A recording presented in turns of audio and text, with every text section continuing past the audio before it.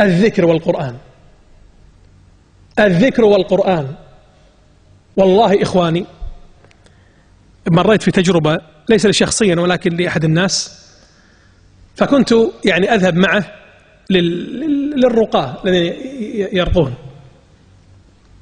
سبحان الله، يعني ازداد إيماني بشكل كبير مما رأيت من تأثير القرآن الكريم العجيب، كيف أنه يؤثر تأثيرا عجيبا على هؤلاء الممسوسين والذين ابتلهم الله عز وجل. امرأة تقدم لها رجل وكانت امرأة صالحة، يعني امرأة جميلة وصالحة وغنية، هذه حسنة الدنيا. فجاءها رجل وطلب الزواج منها، فسألت هذه المرأة قالت اسألوا عنا شلون من ريال؟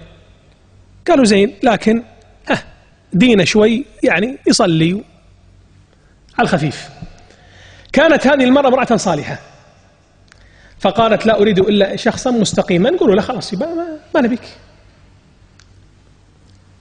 هذا الإنسان سبحان الله كبر الأمر في ذهني، قال شلون أنا فلان ابن فلان يردوني؟ لا ما تردني، غصب آخذها. فسور له الشيطان الرجيم روح للسحرة. قال للساحر، قال شوف أنا أبيها هذه تقبل، أبي أكسر خشمها. مو غصب، قال بكسر خشمها، كيف تردني أنا؟ قال طيب بس راح يكلفك. قال ما في مشكلة، شو تبي؟ قال تعال امهلني باكر، طلبك يكون جاهز. جاء ثاني يوم قال والله اسمح لي أنا ما قدرت، لكن روح لفلان الساحر الثاني أعلى رتبة شوي، أخبث، ممكن أن ينفعك. فذهب إليه وقال له القصة، فقال تعال باكر. راح لثاني يوم فقال له والله ما استطعت أن أفعل لك شيئا، سحر أسوي لك يعني حتى أستطيع أن أجلب هذه المرأة لك وأن أغير حالها، ولكن اذهب إلى فلان كبيرنا الذي علمنا السحر الخبيث المخبث، إلى هذا الخبيث روح له. قال بس هذا بكلفك. قال ما في مشكلة. راح له قال القصة، قال له حبيبي بتكلفك مبلغ وقدره. قال ما في مشكلة، شوف كيف ولا تتبع خطوات الشيطان، يسترسل الآن خلاص، المهم ينتقم من هذه المرأة المسلمة المسكينة. قال تعالي باكر وتلقى طلبك جاهز.